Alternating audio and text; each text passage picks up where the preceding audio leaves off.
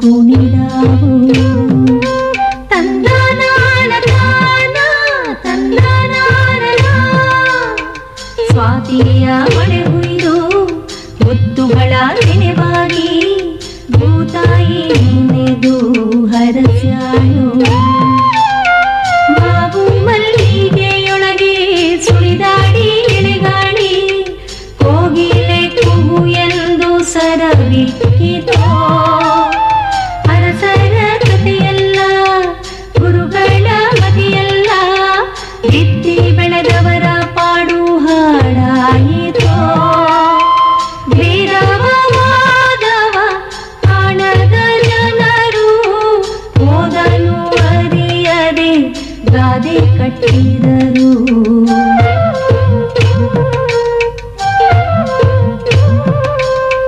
ಮಣ್ಣಲ್ಲಿ ಮಣ್ಣಾಗಿ ಕಂಪು ದಿಕ್ಕಿಗೆ ತುಂಬಿ ಜಗಕ್ಕೆಲ್ಲ ಸೂಸ್ಯಾರೋ ಸಿರಿಗಂಧ. ಜಗಕ್ಕೆಲ್ಲ ಸೂಸ್ಯಾರೋ ಸಿರಿಗಂಧ. ನಮಸ್ಕಾರ. ಸಿರಿಗಂಧ ಪರಿವಾರದ ಪರವಾಗಿ ನಿಮಗೆ ಸುಸ್ವಾಗತ. ತಂದನಾನ ತಾನ ತಂದನಾನ. ಇಂದಿನ ನಮ್ಮ ಕಾರ್ಯಕ್ರಮದಲ್ಲಿ ವಿಶಿಷ್ಟ ರೀತಿಯಲ್ಲಿ ಮೀನು ಹಿಡಿಯುವುದು,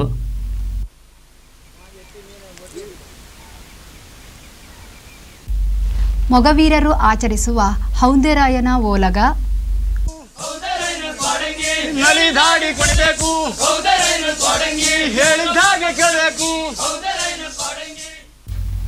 ಜಾನಪದ ವಿದ್ವಾಂಸರಲ್ಲಿ ಪ್ರಮುಖರು ಡಾಕ್ಟರ್ BA ವಿವೇಕ ರೈ ಅವರ ಸಂದರ್ಶನ. ಜನಪದ ಸಾಹಿತ್ಯ ಅಂತ ನಾವು ಇವತ್ತು ಏನನ್ನು ಹೇಳ್ತೇವೆಯೋ ಅದರಲ್ಲಿ ತುಳುವಿಗೆ ಸಂಬಂಧಪಟ್ಟ ಹಾಗೆ ಬಹಳ ವಿಸ್ತಾರವಾದ ಸಾಮಗ್ರಿಗಳಿವೆ. ಬೆಳೆದ ಕಾಳುಗಳನ್ನು ಜೋಪಾನವಾಗಿಡಲು ಮುಡಿ ಕಟ್ಟುವ ಪದ್ಧತಿ,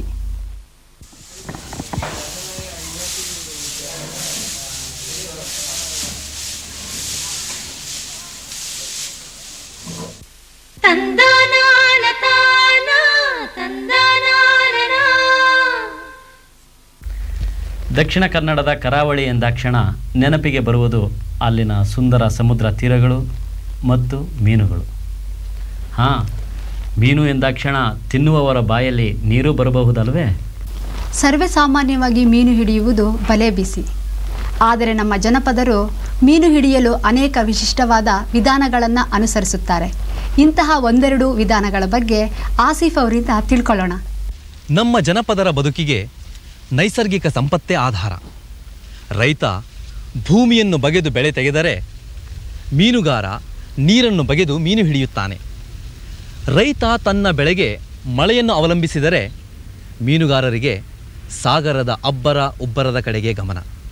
ಕೆರೆ, ನದಿ ಹಾಗೂ ಸಮುದ್ರ ದಂಡೆಗಳ ಆಸುಪಾಸಿನಲ್ಲೇ ವಾಸಿಸುವ ಈ ಜನ ಸಾಮಾನ್ಯವಾಗಿ ಸೂರ್ಯೋದಯಕ್ಕೆ ಮುಂಚೆಯೇ ನಾಡದೋಣಿಗಳಲ್ಲಿ ಮೀನಿನ ಬೇಟೆಗೆ ಹೊರಟರೆಂದರೆ ಆ ದಿನದ ಊಟಕ್ಕೆ ಮತ್ತು ವ್ಯಾಪಾರಕ್ಕೆ ಸಾಕಾಗುವಷ್ಟು ಮೀನುಗಳನ್ನು ಹಿಡಿದೇ ಹಿಂತಿರುಗುತ್ತಾರೆ.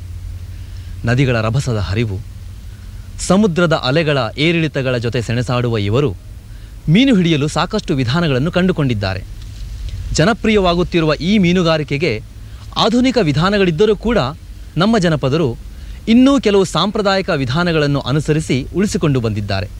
ಇವುಗಳಲ್ಲಿ ಹೊಂಡ ತೊಣಕುವುದು, ಸೂಡಿಗೆ ಹೋಗುವುದು, ಹೊಳ್ಕಂಡಿಕಿ, ಬೆರ್ಪು ಮುಂತಾದವುಗಳು. ಬನ್ನಿ, ನಾವು ನೀವು ಈ ಮೀನುಗಾರರ ಜೊತೆಗೆ ಮೀನಿನ ಬೇಟೆಗೆ ಹೋಗೋಣವೇ?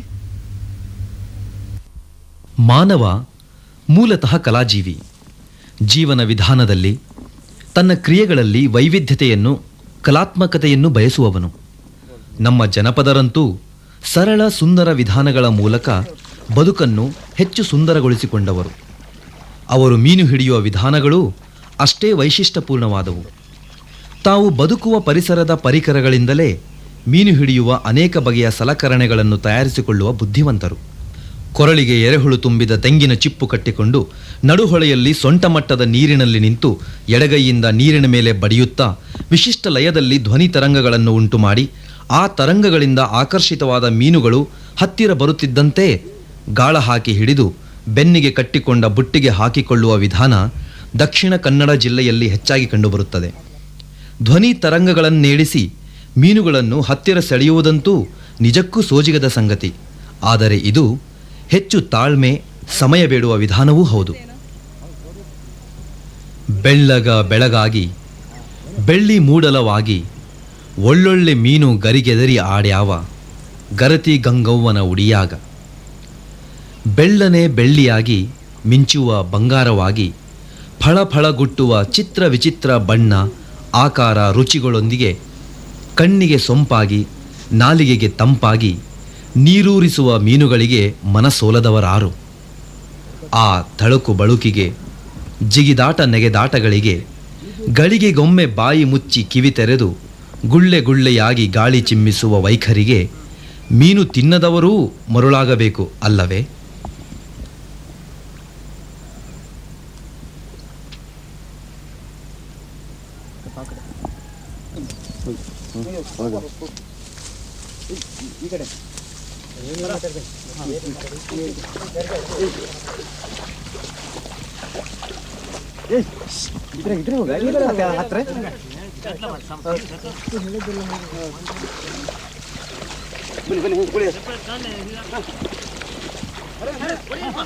ಒಬ್ಬೊಬ್ಬರೇ ಮೀನು ಹಿಡಿಯುವುದಕ್ಕಿಂತ ಹಲವರು ಕೂಡಿದರೆ ತಮ್ಮ ಕೆಲಸ ಸುಗಮ ಎಂಬ ಕಾರಣಕ್ಕಾಗಿ ಗುಂಪುಗೂಡಿ ಮೀನು ಹಿಡಿಯುವ ವಿಧಾನಗಳು ಹಲವಾರಿವೆ.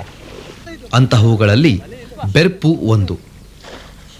100 ಅಡಿ ಉದ್ದದ ಮಡೆಬಳ್ಳಿಗೆ ಉದ್ದಕ್ಕೂ 8 ಇಂಚು ಉದ್ದದ ಹನೆ ಓಲೆ ಎಂಬ ಎಲೆಯನ್ನು ಕಟ್ಟಿ 8-10 ಜನ ಕುದುರೆ ಲಾಳದಾಕಾರದಲ್ಲಿ ನಿಂತು ಎಲೆಗಳ ಹೊಳಪಿಗೆ ಮರುಳಾಗಿ ಹೆದರಿದ ಮೀನುಗಳನ್ನು ಕೂಳಿಯಲ್ಲಿ ಹಿಡಿಯುವುದೇ ಬೆರ್ಪು ಮೀನುಗಾರಿಕೆ. ಮೊದಲು ದೂರ ದೂರದಲ್ಲಿ ನಿಂತವರು ಕ್ರಮೇಣ ಹತ್ತಿರಾಗುತ್ತಾ ಕೂಳಿಗೆ ಸಿಕ್ಕಿದ ಮೀನುಗಳನ್ನು ತುಂಬಿಕೊಳ್ಳುತ್ತಾ ಮುಂದೆ ಮುಂದೆ ಸಾಗುತ್ತಾರೆ. ಮಾಲ್, ಹೊಟ್ಲ, ಕಂಡಿಕಿ, ರಾಡಿ ಜಾತಿಯ ಮೀನುಗಳನ್ನು ಹೀಗೆ ಹಿಡಿಯುವ ವಾಡಿಕೆಯಿದೆ.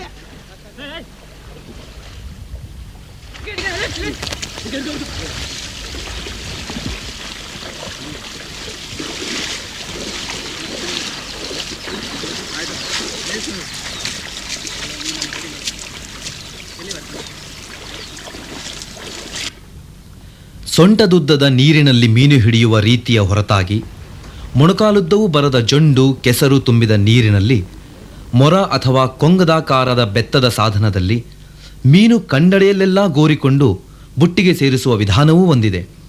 ಕೆರೆ ಕಟ್ಟೆಗಳ, ನದಿಗಳ ತೀರದಲ್ಲಿ ಬೆಳೆದ ಜೊಂಡುಗಳ ಮಧ್ಯೆಯೇ ಸಾಮಾನ್ಯವಾಗಿ ವಾಸಿಸುವ ಸಣ್ಣ ಮೀನುಗಳನ್ನು ಹಿಡಿಯಲು ಈ ವಿಧಾನ ಸಹಕಾರಿ. ಆದರೆ ರಾತ್ರಿ ಏನು ಮಾಡುವುದು?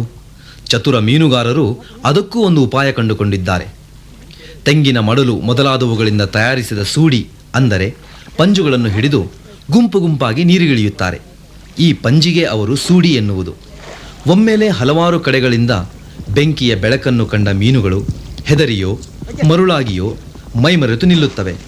ಆಗ ಮೀನುಗಾರರು ತಮ್ಮ ಕೈಯಲ್ಲಿರುವ ಗೂಳಿ ಎಂಬ ಬಿದುರಿನ ಗೂಡು ಅಥವಾ ಕುಳಿಗಳನ್ನು ಅವುಗಳ ಮೇಲೆ ಕವುಚಿ ಮೀನುಗಳನ್ನು ಕೈಯಿಂದಲೇ ಹಿಡಿದು ಬುಟ್ಟಿಗೆ ಹಾಕಿಕೊಳ್ಳುತ್ತಾರೆ.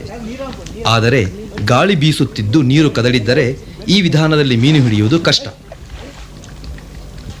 ಇತ್ತೀಚಿನ ದಿನಗಳಲ್ಲಿ ಈ ವಿಧಾನಗಳೆಲ್ಲ ಕಣ್ಮರೆಯಾಗುತ್ತಿದ್ದರೂ ಅಲ್ಲಲ್ಲಿ ಅಪರೂಪವಾಗಿ ಇನ್ನೂ ಜೀವಂತವಾಗಿವೆ. ಇನ್ನೂ ಎಷ್ಟೋ ವೈವಿಧ್ಯಮಯ ವಿಧಾನಗಳು ನಮಗೆ ತಿಳಿಯದಂತೆ ಅಲ್ಲಲ್ಲೇ ಎಲೆಮರೆಯ ಕಾಯಾಗಿ ಇವೆ ಎಂಬುದು ಗಮನಾರ್ಹ.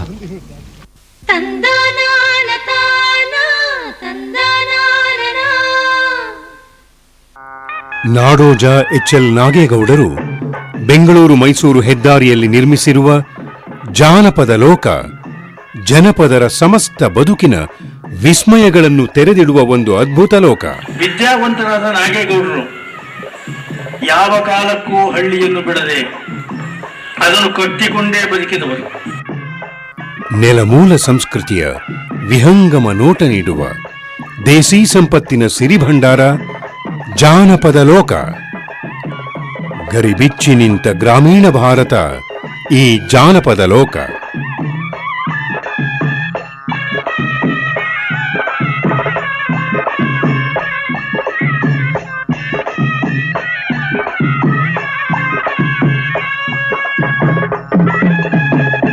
ಜನಪದರ ತವರು ಮನೆಯಾದ ಈ ಜಾನಪದ ಲೋಕಕ್ಕೆ ಬನ್ನಿ, ವೀಕ್ಷಿಸಿ, ಆನಂದಿಸಿ.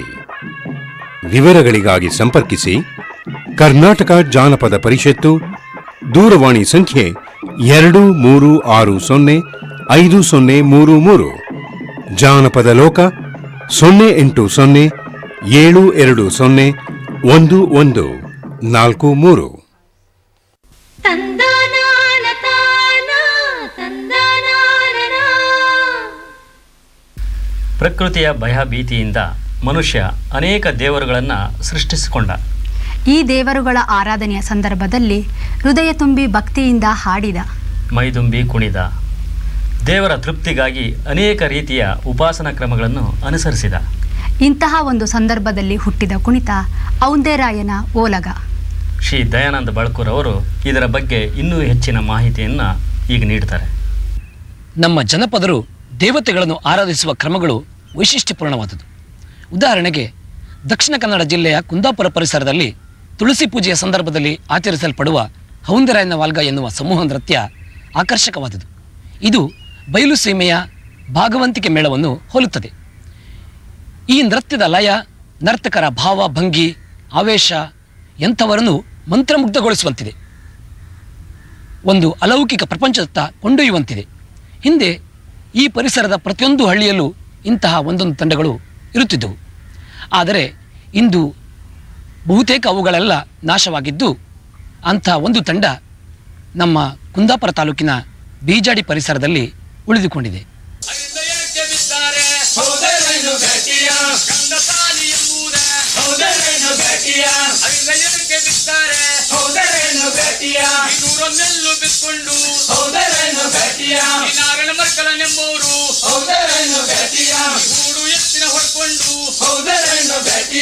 ಮನೆಗೆ ತೆರಳಿ ಬರ್ತಾರೆ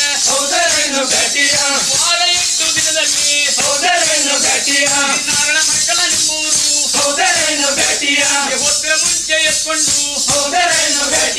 ಕಾಲು ಮೋರೆ ತೊಳ್ಕೊಂಡು ಕರ್ಪೂರ ಬೀಳ್ಯ ಮಿಲ್ಕೊಂಡು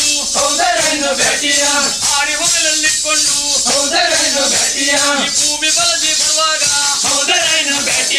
ದೇವಸಾಲಿ ಎಂಬುದ ಗಂಬಿಗೆಗಳು ತೆಗೆದಾಗ ದಪ್ಪಣ ಸಾಲಿ ಎಂಬುದು ಮಲ್ಲಿಗೆ ಸುಳು ಬಿಟ್ಟಾಗ ಆತಕ್ಕಂಗಳು ಹೊತ್ತಾದಾತು ಶಿವರಾಮ ಸೇತು ಬಂಧನ ರಾಮ ಸಂಪೂರ್ಣ ಕಾಮ ಶಿವರಾಮ ಶಿವನೇ ರಾಮ ಶಿವರಾಮ ರಾಮ ಸದಾ ಶಿವರಾಮ ರಾಮರಿ ಜಯವೇನು ಮುಕ್ತಿಯ ನೀವೇ ರಾಮ ರಾಮೆಂದರೆ ಭಕ್ತರ ತಾಯೇ ಶಿವರಾಮ ಶಿವನೇ ರಾಮ ಶಿವರಾಮ ರಾಮ ಸದಾ ಶಿವರಾಮ ಕಂಬಳಿ ಕೃತಗಿತ್ತುಗಳನ್ನು ಲಾಲಿಸಿದೆ ಜಾಂಬವ ಮುಖ್ಯ ರಾಮತವ ಪಾಲಿಸಿದೆ ಶಿವರಾಮ ಶಿವನೇ ರಾಮ ಶಿವರಾಮ ರಾಮ ಸದಾ ಶಿವರಾಮ ಶ್ರೀಪತಿ ಬಿಟ್ಟ ಸದಾ ಶಿವರಾಮ ಪಾಪತಿ ತೀರಥ ಶಿರನ ಪುಣನಾಮ ಶಿವರಾಮ ಶಿವನೇ ರಾಮ ಶಿವರಾಮ ರಾಮ ಸದಾ ಶಿವರಾಮ ಗೊಂದಾನಿ ಗೊಂದು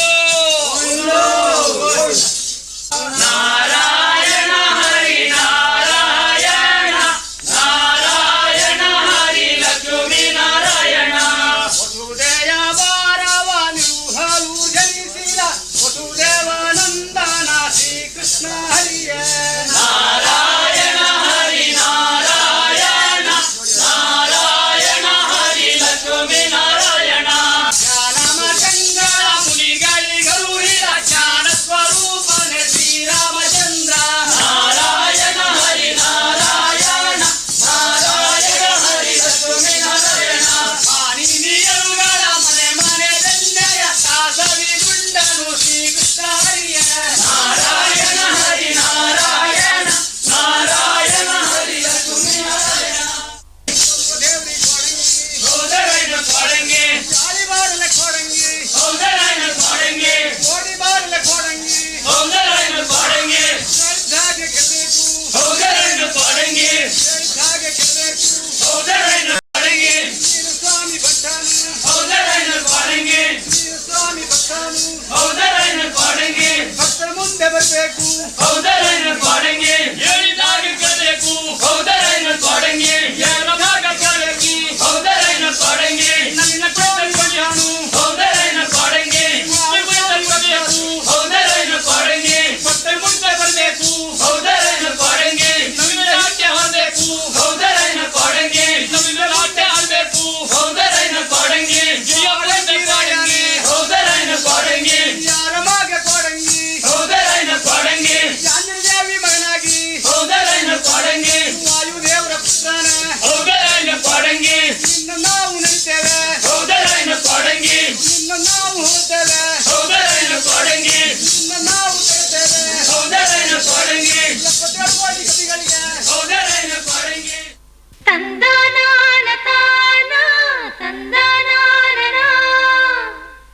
25 ವರ್ಷಗಳಿಂದ ಮಂಗಳ ಗಂಗೋತ್ರಿಯಲ್ಲಿ ಕನ್ನಡ ಪ್ರಾಧ್ಯಾಪಕರಾಗಿ ಸೇವೆ ಸಲ್ಲಿಸಿರುವ ಡಾಕ್ಟರ್ BA ವಿವೇಕ್ ರೈ ಅವರು ನಮ್ಮ ನಾಡಿನ ಜಾನಪದ ವಿದ್ವಾಂಸ ಪ್ರಮುಖರಲ್ಲಿ ಒಬ್ಬರು. ತುಳು ಜಾನಪದ ಎಂಬ ಇವರ ಪ್ರಬಂಧಕ್ಕೆ ಮೈಸೂರು ವಿಶ್ವವಿದ್ಯಾನಿಲಯ PhD ನೀಡಿ ಗೌರವಿಸಿದೆ. ವೃತ್ತಿಯಲ್ಲಿ ಪ್ರಬುದ್ಧತೆಯನ್ನು ಸಂಪಾದಿಸಿರುವ ಇವರು ಜಾನಪದ ಕ್ಷೇತ್ರದ ತಜ್ಞರೂ ಹೌದು. ಈ ಕಾರಣದಿಂದಾಗಿ ದೇಶ ವಿದೇಶಗಳಲ್ಲಿ ಖ್ಯಾತಿ ಗಳಿಸಿದ ಕೀರ್ತಿ ಇವರದು. ಫಿನ್ಲ್ಯಾಂಡ್ ಅಕಾಡೆಮಿಗಾಗಿ ಸಿರಿ ಪಾರ್ದನದ ಸಂಪಾದನೆ ಮತ್ತು ಸಂಶೋಧನೆ ಎಂಬ ಯೋಜನೆಯನ್ನು ಪೂರ್ಣಗೊಳಿಸಿದ್ದಾರೆ. ಜಾನಪದ ಸಂಶೋಧನಾ ಸಂಬಂಧ ಫಿನ್ಲ್ಯಾಂಡ್, ಸ್ವಿಟ್ಜರ್ಲ್ಯಾಂಡ್, ಜರ್ಮನಿ, ಅಮೆರಿಕ ಮುಂತಾದ ವಿದೇಶಗಳಿಗೆ 8 ಬಾರಿ ಪ್ರವಾಸ ಕೈಗೊಂಡು ಒಂದು ರೀತಿಯಲ್ಲಿ ನಮ್ಮ ನಾಡಿನ ಸಾಂಸ್ಕೃತಿಕ ರಾಯಭಾರಿಯಾಗಿ ಕಾರ್ಯನಿರ್ವಹಿಸಿದ್ದಾರೆ. ಶ್ರೀಯುತರನ್ನು ಈಗ ಶ್ರೀ HL ನಾಗೇಗೌಡರು ಸಂದರ್ಶಿಸುತ್ತಾರೆ. ನಿಮ್ಮಿಂದ ಈ ತುಳು ಜನಪದ ಸಾಹಿತ್ಯ ಇದರ ಬಗ್ಗೆ ಕೆಲವು ವಿಷಯಗಳನ್ನು ನಾವು ತಿಳ್ಕೋಬೇಕು ಅಂತೇಳಿ ನಾವು ನಿಮ್ಮಲ್ಲಿ ಬಂದಿರತಕ್ಕಂಥದ್ದು. ದಯವಿಟ್ಟು ಹೇಳ್ತೀರಾ? ತುಳು ಜಾನಪದ ಅನ್ನೋದು ಬಹಳ ವ್ಯಾಪಕ ಮತ್ತು ಬಹಳ ಸಂಕೀರ್ಣ. ಜನಪದ ಸಾಹಿತ್ಯ ಅಂತ ನಾವು ಇವತ್ತು ಏನನ್ನು ಹೇಳ್ತೇವೆಯೋ ಅದರಲ್ಲಿ ತುಳುವಿಗೆ ಸಂಬಂಧಪಟ್ಟ ಹಾಗೆ ಬಹಳ ವಿಸ್ತಾರವಾದ ಸಾಮಗ್ರಿಗಳಿವೆ. ನಾವು ಈವರೆಗೆ ಸಂಗ್ರಹ ಮಾಡಿರೋದು ಕೂಡ ಅದಕ್ಕೆ ಹೋಲಿಸಿದರೆ ಬಹಳ ಕಡಿಮೆನೇ. ಆದರೆ ಈಗಲೂ ತುಳು ಪ್ರಧಾನವಾಗಿ ಮಾತಾಡುವ ಭಾಷೆಯೇ, ಬರಹದ ಭಾಷೆ ಈಗಲೂ ಪೂರ್ತಿಯಾಗಿಲ್ಲ. ಆದ್ದರಿಂದ ಇಲ್ಲಿರುವ ಕಥನ ಕಾವ್ಯಗಳು, ವಿವಿಧ ರೀತಿಯ ಹಾಡುಗಳು, ಗಾದೆಗಳು, ಒಗಟುಗಳು, ಅಜ್ಜಿ ಕಥೆಗಳು, ಇನ್ನು ಬೇರೆ ಬೇರೆ ಆಚರಣೆ ವೇಳೆಗೆ ಹೇಳುವಂಥ ಹಾಡುಗಳು, ಕೆಲಸದ ಹಾಡುಗಳು, ಇಂತಹ ಒಂದು ವ್ಯಾಪಕವಾದ ಸಾಮಗ್ರಿಗಳಿವೆ. ಆದರೆ ಈವರೆಗೆ ಆಗಿರುವ ಕೆಲಸ ನೋಡಿದರೆ ಪಾಡ್ದನಗಳ ಕ್ಷೇತ್ರದಲ್ಲಿ ಸಾಕಷ್ಟು ಸಂಗ್ರಹ ಆಗಿದೆ. ಸುಮಾರು 130 ವರ್ಷಗಳ ಹಿಂದಿನಿಂದಲೂ ಕೂಡ ಬಾಸಲ್ ಮಿಷನರಿಯವರು ಇಲ್ಲಿ ಬಂದು ತುಳು ಪಾಠ ಸಂಗ್ರಹ ಮಾಡಿದ್ದಾರೆ. ಈ ತುಳು ಪಾಡ್ದನ ಅನ್ನೋಗಳು ಕಥನ ಕಾವ್ಯಗಳು. ಅಲ್ಲೊಂದು ಕಥೆ ಇರ್ತದೆ ಮತ್ತು ಪದ್ಯಾತ್ಮಕ ಆಗಿರ್ತದೆ. ಆದರೆ ಇವುಗಳು ಬರೀ ಕಥೆ ಹೇಳೋದಷ್ಟೇ ಅಲ್ಲ, ಇವುಗಳು ಈ ತುಳುನಾಡಿನ ಜನರ ಬದುಕಿನೊಟ್ಟಿಗೆ ಸೇರಿಕೊಂಡಿರ್ತವೆ. ಉದಾಹರಣೆಗೆ ಈ ಭೂತಾರಾಧನೆ ಅಂತ ತಾವು ಕೇಳಿರ್ಬೋದು.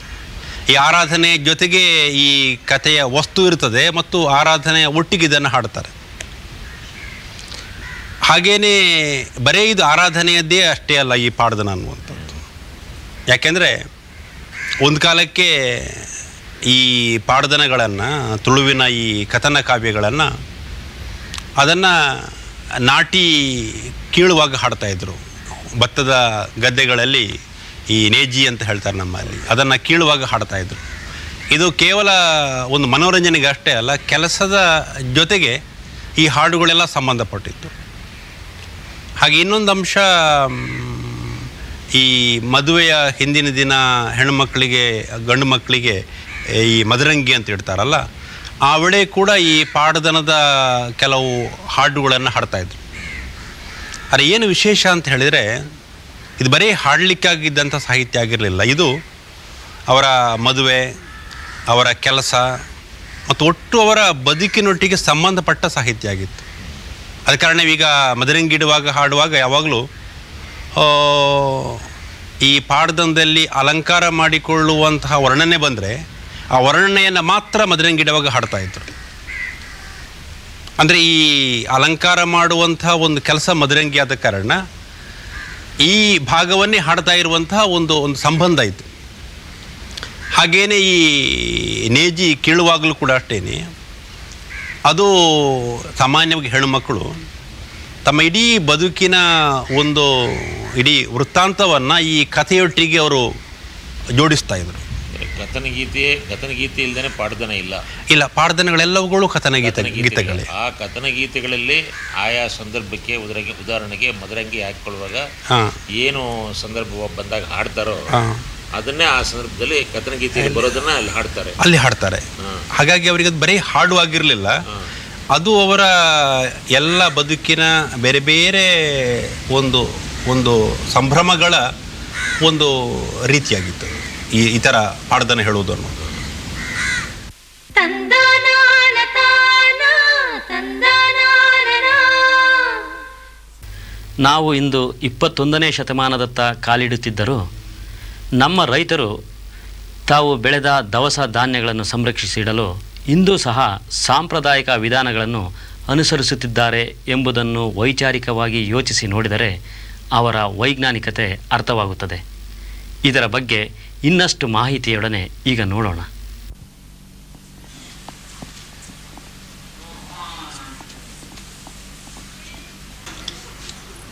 ನಮ್ಮ ಹಳ್ಳಿಯ ಜನಪದರೇ ಇಡೀ ದೇಶಕ್ಕೆ ಅನ್ನವನ್ನು ಬೆಳೆದುಕೊಡುವ ದನಿಗಳು. ಬೆಳಗ್ಗೆಯಿಂದ ಸಂಜೆಯವರೆಗೆ ಒಕ್ಕಲುತನದಲ್ಲಿ ನಿರತರಾಗಿ ಕಾಳು ಬೇಳೆಗಳನ್ನು ಬೆಳೆಯುತ್ತಾರೆ. ಸುಗ್ಗಿಯಲ್ಲಿ ಕುಯಿಲನ್ನೂ ಮಾಡುತ್ತಾರೆ. ಸುಗ್ಗಿಯ ನಂತರ ಈ ದವಸ ಧಾನ್ಯಗಳನ್ನು ಹಕ್ಕಿ ಪಕ್ಷಿಗಳಿಂದ, ಇಲಿ ಹೆಗ್ಗಣಗಳಿಂದ, ಕ್ರಿಮಿಕೀಟಗಳಿಂದ ರಕ್ಷಿಸಬೇಕಾಗುತ್ತದೆ. ನಮ್ಮ ಈ ರೈತರು ಆ ಸಂರಕ್ಷಿಸಿಡುವ ಕ್ರಮವನ್ನು ತುಂಬ ಚೆನ್ನಾಗಿ ಬಲ್ಲವರು. ಸಂರಕ್ಷಣಾ ವಿಧಾನ ಪ್ರದೇಶದಿಂದ ಪ್ರದೇಶಕ್ಕೆ, ಬೆಳೆಯಿಂದ ಬೆಳೆಗೆ ವಿಭಿನ್ನವಾಗಿರುತ್ತದೆ. ಸಾಮಾನ್ಯವಾಗಿ ಬಯಲು ಸೀಮೆಯ ರೈತರು ಬೇಳೆ ಕಾಳುಗಳನ್ನೇ ಹೆಚ್ಚಾಗಿ ಕಟ್ಟಿಡುವ ಈ ವಿಧಾನಕ್ಕೆ ಮೂಡೆ ಎಂದರೆ, ಕರಾವಳಿ ಭಾಗದಲ್ಲಿ ಭತ್ತವನ್ನು ಕಟ್ಟಿಡುವ ಇದೇ ವಿಧಾನಕ್ಕೆ ಮುಡಿ ಎನ್ನುತ್ತಾರೆ. ಈ ಮೂಡೆ ಅಥವಾ ಮುಡಿಯಲ್ಲಿ 50ರಿಂದ 100 kg ತೂಕದವರೆಗೂ ಬೇಳೆಕಾಳು ಅಥವಾ ಭತ್ತವನ್ನು ತುಂಬಿಡುತ್ತಾರೆ. ಸಾಮಾನ್ಯವಾಗಿ ಸಣ್ಣ ರೈತರೆಲ್ಲ ಭತ್ತವನ್ನು ಸಂರಕ್ಷಿಸಿಡಲು ಈ ಮುಡಿಗಳಿಗೆ ಮೊರೆ ಹೋಗುತ್ತಾರೆ.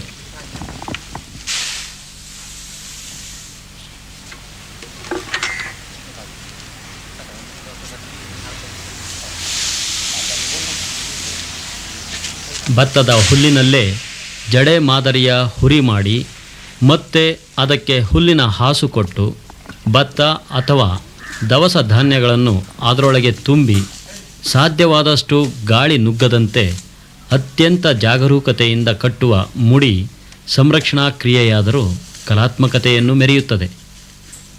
ಇಂತಹ ಚಟುವಟಿಕೆಗಳಲ್ಲಿ ನಮ್ಮ ಜನಪದರ ವೈಜ್ಞಾನಿಕ ದೃಷ್ಟಿಕೋನ ಕೂಡ ಎದ್ದು ಕಾಣುತ್ತದೆ ಎಂಬುದರಲ್ಲಿ ಎರಡು ಮಾತಿಲ್ಲ.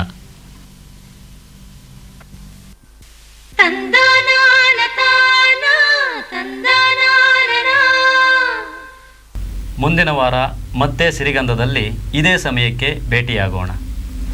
ಅಲ್ಲಿಯವರೆಗೆ ನಮಸ್ಕಾರ. ನಾಡೋಜ ಎಚ್.ಎಲ್. ನಾಗೇಗೌಡರು ಬೆಂಗಳೂರು ಮೈಸೂರು ಹೆದ್ದಾರಿಯಲ್ಲಿ ನಿರ್ಮಿಸಿರುವ ಜಾನಪದ ಲೋಕ ಜನಪದರ ಸಮಸ್ತ ಬದುಕಿನ ವಿಸ್ಮಯಗಳನ್ನು ತೆರೆದಿಡುವ ಒಂದು ಅದ್ಭುತ ಲೋಕ. ವಿದ್ಯಾವಂತರಾದ ನಾಗೇಗೌಡರು ಯಾವ ಕಾಲಕ್ಕೂ ಹಳ್ಳಿಯನ್ನು ಬಿಡದೆ ಅದನ್ನು ಕಟ್ಟಿಕೊಂಡೇ ಬದುಕಿದವರು. ನೆಲಮೂಲ ಸಂಸ್ಕೃತಿಯ ವಿಹಂಗಮ ನೋಟ ನೀಡುವ ದೇಸಿ ಸಂಪತ್ತಿನ ಸಿರಿಭಂಡಾರ ಜಾನಪದ ಲೋಕ.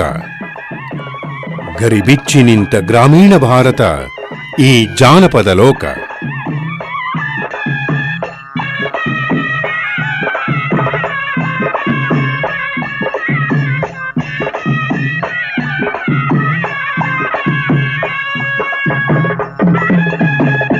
ಜನಪದರ ತವರು ಮನೆಯಾದ ಈ ಜಾನಪದ ಲೋಕಕ್ಕೆ ಬನ್ನಿ, ವೀಕ್ಷಿಸಿ, ಆನಂದಿಸಿ. ಇಂದಿನ ಸಿರಿಗಂಧದಲ್ಲಿ ವಿಶೇಷ ಸಂದರ್ಭಗಳಲ್ಲಿ ನಡೆಯುವ ದೇವರ ಉತ್ಸವ ಮತ್ತು ಆಚರಣೆ.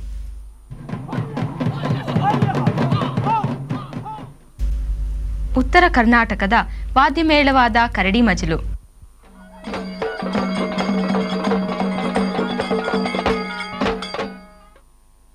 ಜಾನಪದ ವಿದ್ವಾಂಸರಾದ ಡಾಕ್ಟರ್ ಸೋಮಶೇಖರ್ ಇಮ್ರಾಪುರ್ ಅವರ ಸಂದರ್ಶನ. ಜಾನಪದ ಅಧ್ಯಯನದ ಮುಖ್ಯ ಗುರಿ ಅನ್ನುವಂಥದ್ದು ಕುಮಾರಿ ಸುಜಾತಾರವರಿಂದ ತೊಟ್ಟಿಲ ಹಾಡು. ಅಳಬೇಡ ನನ್ನ ಕಂದನ ನೀರಿಗೆ ಹೋಗಿ ಬರ್ತೀನಿ. ಮತ್ತು ದಟ್ಟ ಕಾಡಿನ ಸಿರಿಯ ಮಕ್ಕಳ ಒಂದು ವಿಶಿಷ್ಟ ಕುಣಿತ.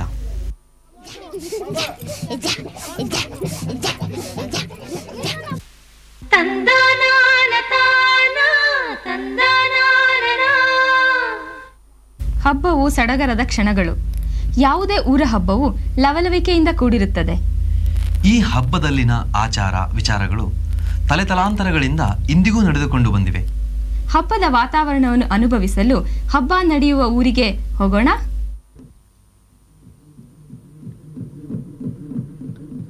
ವರ್ಷ ಪೂರ್ತಿ ದುಡಿದು ದುಡಿದು ಹಣ್ಣಾದ ಜನಪದರಿಗೆ ಆಗೊಮ್ಮೆ ಈಗೊಮ್ಮೆ ಬರುವ ಹಬ್ಬ ಹರಿದಿನ, ಉತ್ಸವ ಜಾತ್ರೆಗಳೇ ಬೇಸರ ಕಳೆಸುವ, ಉತ್ಸಾಹ ಮೂಡಿಸುವ ಸಂದರ್ಭಗಳು. ಊರಿನಲ್ಲಿ ಜಾತ್ರೆ ನಡೆಯುವುದು ವರ್ಷಕ್ಕೊಮ್ಮೆಯೋ ಹಲವು ವರ್ಷಗಳಿಗೆ ಒಂದು ಸಾರಿಯೋ. ಆದರೆ ಉತ್ಸವಗಳು ಹಾಗಲ್ಲ. ವರ್ಷದಲ್ಲಿ ಹಲವು ಬಾರಿ ಆ ದೇವರ ಈ ದೇವರ ಉತ್ಸವಗಳೆಂದು ಇದ್ದೇ ಇರುತ್ತವೆ. ಪ್ರತಿಯೊಂದು ದೇವರ ಉತ್ಸವವೂ ತನ್ನದೇ ಆದ ವೈಶಿಷ್ಟ್ಯಗಳಿಂದ ಕೂಡಿರುತ್ತದೆ. ಅಲಂಕರಿಸಿದ ಮೆರೆದೇವರು, ಮುಂದೆ ವಾಹನ, ಅಕ್ಕಪಕ್ಕ ಸೂರ್ಯಚಂದ್ರರು, ಆಪ್ತಾಗಿರಿ, ನಗಾರಿ, ಸಾಬತ್ತುಗಳಂತೂ ಎಲ್ಲ ಉತ್ಸವಗಳಲ್ಲಿ ಕಾಣಸಿಗುವಂತಹವು. ಆದರೆ ಹದ್ದಿನ ಕಲ್ಲಿನ ಹನುಮಂತರಾಯನ ವಿಶೇಷತೆ ಇರುವುದು ಇಂದ್ರಜಿತುವಿನ ಕುಣಿತದಲ್ಲಿ. ಇಂದ್ರಜಿತು ಹನುಮಂತನ ವಾಹನವೆಂಬ ನಂಬಿಕೆಯಿಂದ ಅವನ ವಿಗ್ರಹವನ್ನು ಹೊತ್ತ ಭಕ್ತ ಹನುಮಂತ ದೇವರ ಎದುರು ಹರೆ ಮತ್ತು ಡೋಣುಗಳ ಗತ್ತಿಗೆ ತಕ್ಕಂತೆ ಕುಣಿಯುತ್ತಾನೆ. ದೇವರನ್ನು ಹೊತ್ತ ಭಕ್ತರ ಅಕ್ಕಪಕ್ಕ ಸೂರ್ಯಚಂದ್ರರನ್ನು ಹೊತ್ತು ನಿಂತಿರುವ ಭಕ್ತರಿರುತ್ತಾರೆ. ಹಿಂದೆ ಆಪ್ತಾಗಿರಿಯೂ ದೇವರಿಗೆ ನೆರಳು ನೀಡುತ್ತದೆ. ಇಂದ್ರಜಿತುವಿನ ಕುಣಿತ ಸಾಗಿದಂತೆ ದೇವರ ಮುಂದೆ ಇರಿಸಲಾದ ಹರಿಗೆಗೆ ದಾಸಯ್ಯ ಭಕ್ತಿಪೂರ್ವಕವಾಗಿ ಪೂಜೆ ಸಲ್ಲಿಸುತ್ತಾನೆ. ವೈಷ್ಣವ ಸಂಪ್ರದಾಯದ ಈ ಹರಿಗೆ ಸೇವೆ ದಾಸಯ್ಯನಲ್ಲಿ ಆವೇಶ ತುಂಬಿ ಜಾಗಟೆ, ಹರೆಗಳ ಬಡಿತಕ್ಕೆ ತಕ್ಕಂತೆ ಕುಣಿಯುವಂತೆ ಮಾಡುತ್ತದೆ. ವಿವಿಧ ಗತ್ತುಗಳಲ್ಲಿ ಹೆಜ್ಜೆ ಹಾಕಿ ಕುಣಿಯುತ್ತಾ ಮಣಿಯುತ್ತಾ ತನ್ನ ಬಲಿಯಾದ ಮಣೆಯನ್ನು ತಿನ್ನಲು ದಾಸಯ್ಯ ಪ್ರಯತ್ನಿಸುತ್ತಾನೆ. ಪ್ರತಿಭಟನೆಯ ಸಂಕೇತವಾಗಿ ಹೊಡೆದಾಟವೂ ನಡೆಯುತ್ತದೆ. ಕೊನೆಗೆ ದಾಸಯ್ಯ ಬಲಿ ಸ್ವೀಕರಿಸುವಲ್ಲಿ ಯಶಸ್ವಿಯಾದಾಗ ಅವನ ಆವೇಶ ಇಳಿಯುತ್ತದೆ. ಉತ್ಸವ ಮುಂದೆ ಸಾಗುತ್ತದೆ.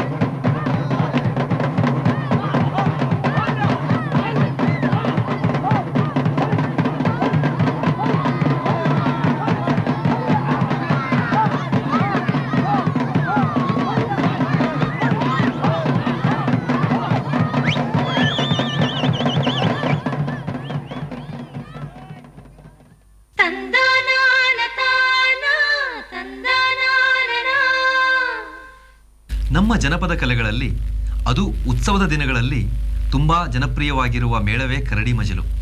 ಇದನ್ನ ಕರಡಿ ಮಜಲು ಅಂತ ಯಾಕೆ ಕರೀತಾರೆ? ಕರಡೆ ಅನ್ನೋದು ಒಂದು ಜಾನಪದ ವಾದ್ಯ. ಇದು ಬರ್ತಾ ಬರ್ತಾ ನಮ್ಮ ಜನರ ಬಾಯಲ್ಲಿ ಕರಡಿ ಎಂದಾಯ್ತು. ಇದರ ಬಗ್ಗೆ ಇನ್ನು ವಿವರವಾಗಿ ತಿಳಿಯೋಣವೇ? ಉತ್ತರ ಕರ್ನಾಟಕದ ಭಾಗದಲ್ಲಿ ದೇವರ ಉತ್ಸವ ಹಾಗೂ ಮದುವೆ ಸಂದರ್ಭಗಳಲ್ಲಿ ಕರಡೆ ಮಜಲು ವಾದ್ಯ ಮೇಳ ಸರ್ವೇ ಸಾಮಾನ್ಯ. ಈ ಮೇಳದಲ್ಲಿ ತಾಳ, ಶ್ರುತಿ, ಸನಾದಿ ಮೊದಲಾದ ವಾದ್ಯಗಳಿದ್ದರೂ ಕರಡೆ ವಾದ್ಯವೇ ಪ್ರಧಾನ. ತೀವ್ರಗತಿಯಲ್ಲಿ ಸಾಗುತ್ತಾ ವೈವಿಧ್ಯತೆಯನ್ನು ಸುರಿಸುತ್ತಾ ಸಾಗುವ ಈ ವಾದ್ಯದ ಗತ್ತುಗಳು ಎಂಥವರನ್ನು ತಲೆದೂಗಿಸುವಂತಹದ್ದು. ಅವ್ಯಾಹತವಾಗಿ ಸಾಗುವ ಇವರ ಸಂಗೀತ ಕೇಳುಗರನ್ನು ಸೆಳೆದುಕೊಳ್ಳುತ್ತದೆ. ಈ ಮೇಳದವರು ವಾದ್ಯಗಳನ್ನು ನುಡಿಸುತ್ತಲೇ ಚಿಕ್ಕ ಚಿಕ್ಕ ಹೆಜ್ಜೆಗಳನ್ನು ಹಾಕಿ ಕುಣಿಯುತ್ತಾರೆ. ಇದೇ ಇವರ ವೃತ್ತಿ. ಕರ್ನಾಟಕದ ಬಿಜಾಪುರ ಮತ್ತು ಧಾರವಾಡ ಜಿಲ್ಲೆಗಳಲ್ಲಿ ಈ ವೃತ್ತಿ ಹೆಚ್ಚು ಪ್ರಚಲಿತ.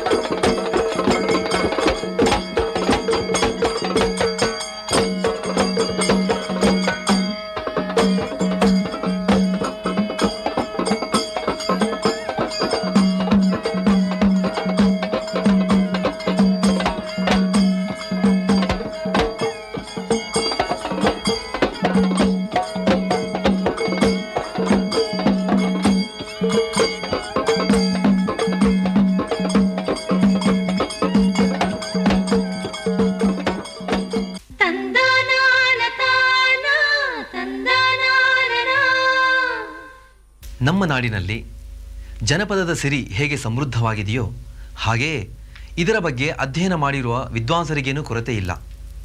ಇವರ ಪೈಕಿ ಡಾಕ್ಟರ್ ಸೋಮಶೇಖರ್ ಇಮ್ರಾಪುರ್ ಅವರು ಒಬ್ಬರು. ಕರ್ನಾಟಕ ವಿಶ್ವವಿದ್ಯಾಲಯದಲ್ಲಿ ಜಾನಪದ ಅಧ್ಯಾಪಕರಾಗಿ ಸೇವೆ ಸಲ್ಲಿಸುತ್ತಿರುವ ಡಾಕ್ಟರ್ ಇಮ್ರಾಪುರ್ ಅವರು ಮೂಲತಃ ಒಬ್ಬ ಕವಿ, ವಿಮರ್ಶಕ ಹಾಗೂ ಗ್ರಂಥ ಸಂಪಾದಕ. ಇವರು ಕನ್ನಡ ಸಾಹಿತ್ಯ ಹಾಗೂ ಜಾನಪದ ಕ್ಷೇತ್ರದಲ್ಲಿ 30ಕ್ಕೂ ಹೆಚ್ಚು ಗ್ರಂಥಗಳನ್ನು ಪ್ರಕಟಿಸಿದ್ದಾರೆ. ಅಷ್ಟೇ ಅಲ್ಲ, ಅನೇಕ ರಾಷ್ಟ್ರೀಯ ಹಾಗೂ ಅಂತಾರಾಷ್ಟ್ರೀಯ ಗೋಷ್ಠಿಯಲ್ಲಿ ಇವರು ತಮ್ಮ ಪ್ರಬಂಧಗಳನ್ನು ಸುದ್ದ ಮಂಡಿಸಿದ್ದಾರೆ. ಗಂಡ ಹೆಂಡಿರ ಜಗಳ ಗಂಧ ತಿವಿದಾಂಗ ಇವರ ಈ ಕವನ ಸಂಕಲನದಿಂದ ಪ್ರಸಿದ್ಧಿಯನ್ನು ಪಡೆದಂಥ ಡಾಕ್ಟರ್ ಇಮ್ರಾಪುರ್ ಇವರು ಬೇಂದ್ರೆಯೋತ್ತರ ಕವಿ ಎಂದ ವಿಮರ್ಶಕರು ಕರೆದಿದ್ದಾರೆ.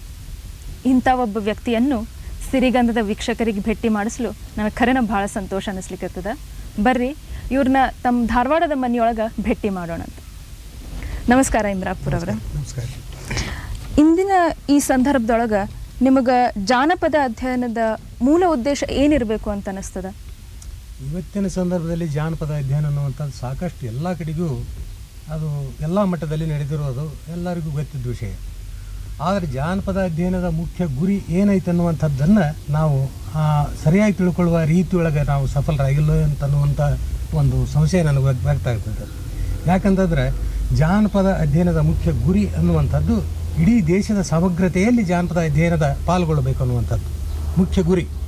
ಇಲ್ಲೇ ದೇಶದ ಸಮಗ್ರತೆ, ಭಾವೈಕ್ಯತೆ, ಆಮೇಲೆ ರಾಷ್ಟ್ರಾಭಿಮಾನ, ದೇಶಾಭಿಮಾನ ಇವೆಲ್ಲವುಗಳ ಮಧ್ಯದಲ್ಲಿ ಜಾನಪದ ಅನ್ನುವಂಥದ್ದು ಇಡೀ ಸಮಗ್ರ ಒಂದು ಜನಸಾಮಾನ್ಯರ ಒಂದು ಅನಿಸಿಕೆಯಾಗಿ ಒಂದು ಬದುಕಿನ ಒಂದು ಸಂವೇದನೆಯಾಗಿ ಅದು ರಾಷ್ಟ್ರದ ಸಂವೇದನೆ ಆಗುವಂಥ ಒಂದು ಸಂದರ್ಭ ಇಲ್ಲಿ ಇರೋದರಿಂದ ಜಾನಪದ ಅಧ್ಯಯನ ಆ ದೃಷ್ಟಿಯಲ್ಲಿ ಆ ಹಂತದಲ್ಲಿ ಆ ಔನ್ನತ್ಯವನ್ನು ಸಾಧಿಸಿಕೊಳ್ಳುವಂಥ ರೀತಿಯಲ್ಲಿ ಮುಂದುವರಿಬೇಕು ಅನ್ನುವಂಥದ್ದು ನನ್ನ ಮುಖ್ಯ ಗುರಿ. ಈಗೇನು ನೀವು ಅಂದ್ರಲ್ಲ, ರಾಷ್ಟ್ರೀಯ ಏಕತೆ, ಸಮಗ್ರತೆ ಇದು ಈ ಅಧ್ಯಯನದ ಮೂಲ ಗುರಿ ಆಗಬೇಕು ಅಂಥೇಳಿ, ಈ ಗುರಿಯನ್ನು ನಾವು ಎಷ್ಟರ ಮಟ್ಟಿಗೆ ಸಾಧಿಸೇವಿ ಅಂತ ನಿಮಗೆ ಅನಿಸ್ತದ? ಈಗ ಅಧ್ಯಯನ ಸ್ನಾತಕ ಮತ್ತು ಸ್ನಾತಕರ ಮಟ್ಟದಲ್ಲಿ ಸಾಕಷ್ಟು ರೀತಿಯಿಂದ ನಡೆದಿದೆ. ಆದಾಗ್ಯೂ ಕೂಡ ಜಾನಪದ ಅಧ್ಯಯನ ಕ್ಷೇತ್ರದೊಳಗೆ ಇದು ಇಲ್ಲಿಗೆ ಮುಗೀತು ಅನ್ನುವಂಥದ್ದು ಸಾಧ್ಯನೇ ಇಲ್ಲ, ಯಾರಿಗೂ ಹೇಳೋಕ್ಕೆ ಸಾಧ್ಯ ಇಲ್ಲ. ಅದು ಒಂದು ದೊಡ್ಡ ಸಮುದ್ರ. ಈ ದೃಷ್ಟಿಯಿಂದ ಇಡೀ ಸಮಗ್ರತೆಯ ದೃಷ್ಟಿಯಿಂದ ಜಾನಪದ ಅನ್ನುವಂಥದ್ದನ್ನು ಮೂಲಗಳ ಹಿನ್ನೆಲೆಯೊಳಗೆ ಸಾಂಸ್ಕೃತಿಕ ಅಧ್ಯಯನ ದೃಷ್ಟಿಯಿಂದ ಪ್ರತಿಯೊಂದು ಅನುಭವಗಳನ್ನು ನಾವು ವಿಮರ್ಶಿಸಿ ವೈಜ್ಞಾನಿಕ ದೃಷ್ಟಿ ನೋಡುವಂಥ ಮನೋಭಾವ ಇವತ್ತಿಗೂ ಬಂದಿಲ್ಲ. ಆ ದೃಷ್ಟಿಯಿಂದ ನಾವಿನ್ನೂ ಸಾಧಿಸಬೇಕಾದಂಥದ್ದು ಭಾಳ ಇದೆ. ಇಂಥ ಒಂದು ಕೆಲಸವನ್ನು ವಿಶ್ವವಿದ್ಯಾಲಯ, ಜಾನಪದಕ್ಕಾಗಿಯೇ ಇರಬೇಕಂತ ಸಂಘ ಸಂಸ್ಥೆಗಳು ಮತ್ತು ಸರ್ಕಾರ, ಕೇಂದ್ರ ಸರ್ಕಾರ, ರಾಜ್ಯ ಸರ್ಕಾರ ಈ ದೃಷ್ಟಿಯೊಳಗೆ ಸಾಕಷ್ಟು ಅವಕಾಶಗಳನ್ನು ಕಲ್ಪಿಸಿಕೊಡ್ಬೇಕಂತ ನನಗನ್ನಿಸ್ತದೆ. ಮತ್ತು ಈ ಆಧುನಿಕ ಯುಗದೊಳಗೆ ನಮ್ಮ ಜಾನಪದ ಎಷ್ಟರ ಮಟ್ಟಿಗೆ ನಿಲ್ಬಹುದು ಅಂತ ನಿಮಗೆ ಅನಿಸ್ತದೆ? ಹಂಗೆ ಭಾಳ ಜನ ಹೇಳ್ಕೊತಿದ್ದಾರೆ, ಜಾನಪದ ಸತ್ತ ಹೋಗ್ತದೆ, ಅದನ್ನ ಉಳಿಸ್ಬೇಕು ಅನ್ನುವಂಥದ್ದನ್ನು. ಜಾನಪದ ಎಂದೆಂದಿಗೂ ಸಾಯುವುದಿಲ್ಲ ಅನ್ನುವಂಥ ಮಾತು ಇದು ಸರ್ವಸಮ್ಮತವಾದಂಥ ಅಭಿಪ್ರಾಯ ಈಗ. ಯಾಕಂದರೆ ಜಾನಪದ ಬದಲಾಗ್ತದೆ ಹೊರತಾಗಿ ಜನಜೀವನ ಬದಲಂತಾಗಲ್ಲ, ಜನರ ಅಭಿಪ್ರಾಯ ಇರುವಿಕೆ ಬದಲಂತಾಗಲ್ಲ, ಅವರ ಅನಿಸಿಕೆ ಒಳಗೆ ಬದಲಾಗ್ತದೆ ಹೊರತಾಗಿ ಅವರ ಇಡೀ ಜಾನಪದ ಅನ್ನುವಂಥದ್ದು ಬದಲಾಗಲಿಕ್ಕೆ ಸಾಧ್ಯ ಇಲ್ಲ.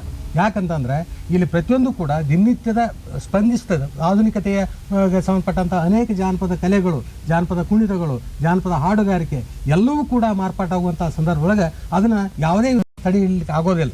ಯಾಕಂದರೆ ಯಾವುದೇ ಒಂದು ಘಟ್ಟದಲ್ಲಿ ಒಂದು ಕಲೆಯನ್ನು, ಒಂದು ಸಾಹಿತ್ಯವನ್ನು, ಒಂದು ಯಾವುದೋ ಒಂದು ಕುಣಿತವನ್ನು ಯಾವುದೋ ಒಂದು ದೃಷ್ಟಿನ ಅಧ್ಯಯನ ಮಾಡ್ತೀನಿ ಅಂದರೆ ಆ ಕಾಲದ ಆ ಸಂದರ್ಭದ ಅದು ಒಂದು ದಾಖಲೆಯೇ ವಿನಃ ಅದನ್ನು ಮುಂದಿನ ವಿದ್ವಾಂಸ ಮತ್ತೆ 8 ದಿವಸ ಒಂದು 10 ವರ್ಷ ಬಿಟ್ಟರೆ ಮತ್ತೆ ಹೊಸದಾಗಿರುವಂಥ ಮಾರ್ಪಾಟಿಗೆ ಒಳಗಾಗ್ತದೆ.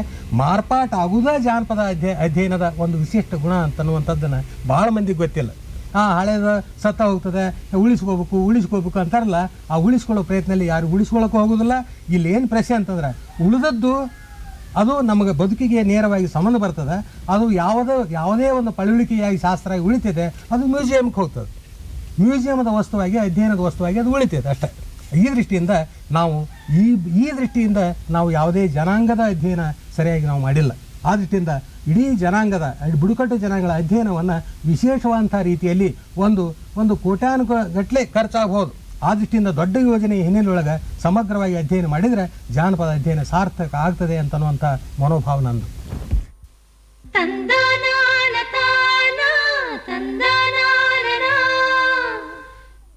ಮಗುವನ್ನು ಕುರಿತು ಜನಪದ ಕವಿಯೊಬ್ಬ ಒಂದು ಒಗಟನ್ನೇ ಕಟ್ಟಿದ್ದಾನೆ. ಮರದಲ್ಲಿ ಮರ ಹುಟ್ಟಿ ಭೂಚಕ್ರ ಕಾಯಾಗಿ ತಿನ್ನಬಾರದ ಹಣ್ಣು ಬಲು ರುಚಿ ಎಂದು. ಜನಪದ ಸಾಹಿತ್ಯ ಕಣಜದಲ್ಲಿ ತೊಟ್ಟಿಲ ಪದಗಳದ್ದೇ ಒಂದು ರಾಶಿ. ಸಂಸಾರದಲ್ಲಿ ಮಗುವನ್ನು ನೋಡಿಕೊಳ್ಳುವುದೇ ಒಂದು ದೊಡ್ಡ ಕೆಲಸ. ಬಡತನವಿರಲಿ ಸಿರಿತನವಿರಲಿ ತಾಯ್ತನ ಒಂದೇ.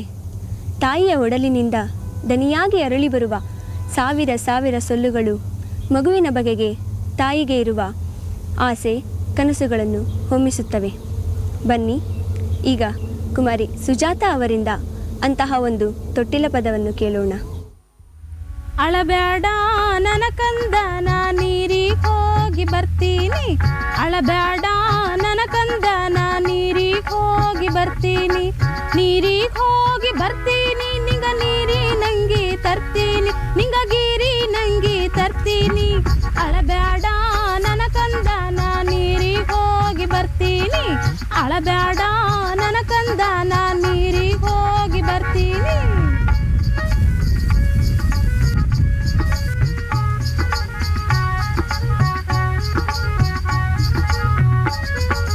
ಅಳಬ್ಯಾಡ ನನ್ನ ಕಂದ ನಾ ಬೆಣ್ಣಿ ಮಾರಿ ಬರ್ತೀನಿ, ಅಳಬ್ಯಾಡ ನನ್ನ ಕಂದ ನಾ ಬೆಣ್ಣಿ ಮಾರಿ ಬರ್ತೀನಿ, ಬೆಣ್ಣಿ ಮಾರಿ ಬರ್ತೀನಿ, ನಿಂಗ ನುಣ್ಣ ನಂಗಿ ತರ್ತೀನಿ, ನಿಂಗ ನುಣ್ಣ ನಂಗಿ ತರ್ತೀನಿ. ಅಳಬ್ಯಾಡ ನನ್ನ ಕಂದ ನಾ ಬೆಣ್ಣಿ ಮಾರಿ ಬರ್ತೀನಿ, ಅಳಬ್ಯಾಡ ನನ್ನ ಕಂದ ನಾ ಬೆಣ್ಣಿ ಮಾರಿ ಬರ್ತೀನಿ.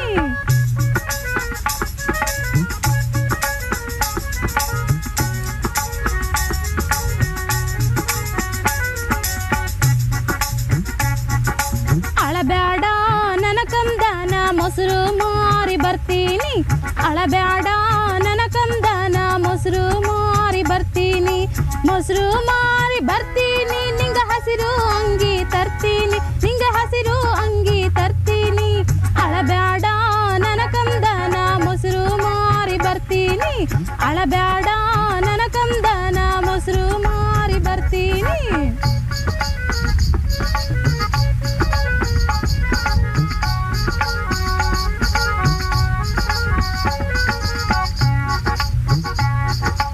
ಅಳಬ್ಯಾಡ ನನ್ನ ಕಂದ ನಾ ಮಜ್ಜಿಗೆ ಮಾರಿ ಬರ್ತೀನಿ, ಅಳಬ್ಯಾಡ ನನ್ನ ಕಂದ ನಾ ಮಜ್ಜಿಗೆ ಮಾರಿ ಬರ್ತೀನಿ, ಮಜ್ಜಿಗೆ ಮಾರಿ ಬರ್ತೀನಿ, ನಿಂಗ ಗೆಜ್ಜಿ ಹುಡ್ದಾರ ತರ್ತೀನಿ, ನಿಂಗ ಗೆಜ್ಜಿ ಹುಡ್ದಾರ ತರ್ತೀನಿ. ಅಳಬ್ಯಾಡ ನನ್ನ ಕಂದ ನಾ ಮಜ್ಜಿಗೆ ಮಾರಿ ಬರ್ತೀನಿ, ಅಳಬ್ಯಾಡ ನನ್ನ ಕಂದ ನಾ ನೀರಿಗೆ ಹೋಗಿ ಬರ್ತೀನಿ, ಅಳಬ್ಯಾಡ ನನ್ನ ಕಂದ ನಾ ಹಾಲು ಮಾರಿ ಬರ್ತೀನಿ, ಅಳಬ್ಯಾಡ ನನ್ನ ಕಂದ ನಾ ಮೊಸರು ಮಾರಿ ಬರ್ತೀನಿ, ಅಳಬ್ಯಾಡ ನನ್ನ ಕಂದ ನಾ ನೀರಿಗೆ ಹೋಗಿ ಬರ್ತೀನಿ.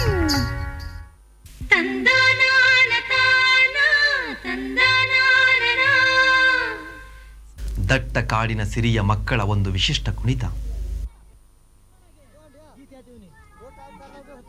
ದಾಂಡೇಲಿಯ ದಟ್ಟ ಅರಣ್ಯಗಳ ಅಂಚಿನಲ್ಲಿ ವಾಸಿಸುತ್ತಾ ಪಟ್ಟಣದ ಜನರಿಗೆ ಹಾಲು ಪೂರೈಸುತ್ತಿದ್ದರೂ ನಾಗರಿಕತೆಯ ಸೋಂಕಿನಿಂದ ದೂರವಾಗಿ ತಮ್ಮ ಬದುಕು ನಡೆಸುತ್ತಾ ವಿಶಿಷ್ಟತೆಯನ್ನು ಕಾಯ್ದುಕೊಂಡು ಬಂದಿರುವ ಜನಾಂಗ ಗೌಳಿಗರದು. ಅಕ್ಷರ ಕಲಿಯದಿದ್ದರೂ ಓದು ಬರದಿದ್ದರೂ ಪ್ರಕೃತಿ ಇವರಿಗೆ ಬದುಕನ್ನು ಕಲಿಸಿಕೊಟ್ಟಿದೆ. ಮಗುವಿನ ಮನಸ್ಸಿನ ಹೂವಿನ ನಗೆಯ ಈ ಗೌಳಿಗರ ಆರೋಗ್ಯದ ಗುಟ್ಟು ಏನಿರಬಹುದು? ಶರೀರ ಧರ್ಮಂ ಬಲುಧರ್ಮ ಸಾಧನಂ ಎನ್ನುತ್ತದೆ ನಮ್ಮ ಆಯುರ್ವೇದ. ಆರೋಗ್ಯಪೂರ್ಣ ಶರೀರ, ಆರೋಗ್ಯಪೂರ್ಣ ಮನಸ್ಸು ನಮ್ಮ ಹಿರಿಯರ ಬಯಕೆ. ಅದಕ್ಕೆಂದೇ ವಿವಿಧ ಭಂಗಿಗಳು, ಆಸನಗಳನ್ನು ಯೋಗಶಾಸ್ತ್ರ ವಿವರಿಸುತ್ತದೆ. ಆದರೆ ಮುಂಗೋಳಿ ಕೂಗುವುದಕ್ಕೆ ಮೊದಲೇ ಎದ್ದು ಬೈಗು ಕಪ್ಪಾಗುವವರೆಗೂ ಹೊಲ ಮನೆ ದನಕರು ಈ ಕೆಲಸಗಳಲ್ಲಿ ಮುಳುಗಿರುವ ನಮ್ಮ ಜನಪದರು ಯೋಗಶಾಸ್ತ್ರದ ನಿಯಮಗಳನ್ನು ಪಾಲಿಸುವುದಾದರೂ ಹೇಗೆ, ಎಲ್ಲಿ, ಯಾವಾಗ? ಅದಕ್ಕೆಂದೇ ಅವರ ಹಾಡು ಪಾಡು, ಆಟಗಳು, ಕುಣಿತ ಮೆರೆತಗಳು ವಿವಿಧ ಗತ್ತುಗಳಲ್ಲಿ ವಿನ್ಯಾಸಗಳಲ್ಲಿ ರೂಪುಗೊಂಡಿರಬಹುದು. ಆದರೆ ಮಕ್ಕಳು ಇಷ್ಟ ಬಂದಂತೆ ಹಾಡುತ್ತಾ ಕುಣಿಯುತ್ತಾ ಕಾಲ ಕಳೆಯುವ ಇವರ ಆಟದಲ್ಲೂ ಒಂದು ಗತ್ತಿದೆ, ನಿರ್ದಿಷ್ಟ ವ್ಯಾಯಾಮ ಸೂತ್ರವಿದೆ. ಇಂದಿನ ಶಾಲೆಗಳಲ್ಲಿ ನೀಡುವ ಶಾರೀರಿಕ ಶಿಕ್ಷಣದ ಪ್ರಾಥಮಿಕ ಸೂತ್ರಗಳು, ಅಭ್ಯಾಸಗಳು ಹೀಗೆಯೇ ಇರುತ್ತವಲ್ಲವೇ?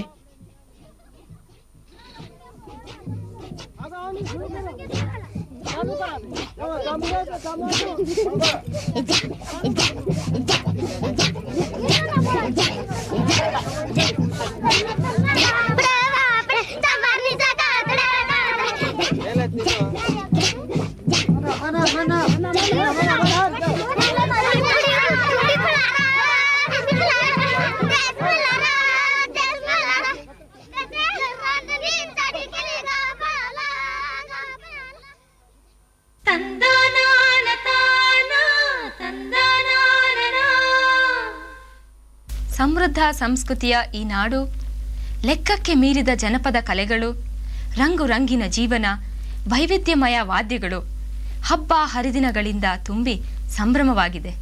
ಮುಂದಿನ ವಾರ ನಿಮ್ಮ ಭೇಟಿ. ಅಲ್ಲಿಯವರೆಗೆ ನಮಸ್ಕಾರ.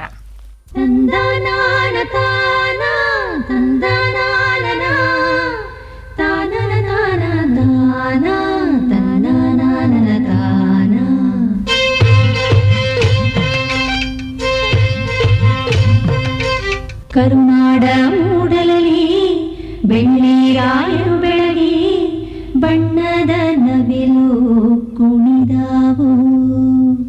ತಂದನಾನ ತಾನ ತಂದನಾನ ಸ್ವಾತಿಯ ಮಳೆ ಹುಯ್ದು ಮುತ್ತುಗಳ ತೆನೆಬಾಗಿ ಭೂತಾಯಿ ನೆನೆದು ಹರಸ್ಯಾಳು.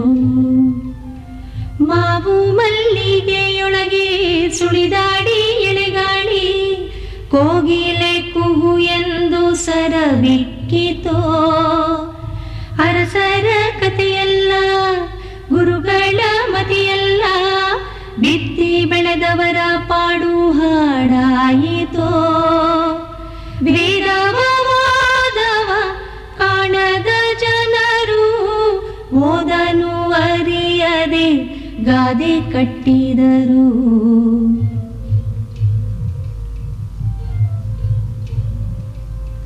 ಮಣ್ಣಲ್ಲಿ ಮಣ್ಣಾಗಿ ಕಂಪು ದಿಕ್ಕಿಗೆ ತುಂಬಿ ಜಗಕ್ಕೆಲ್ಲ ಸೂಸ್ಯಾರೋ ಸಿರಿಗಂಧ. ಜಗಕ್ಕೆಲ್ಲ ಸೂಸ್ಯಾರೋ ಸಿರಿಗಂಧ.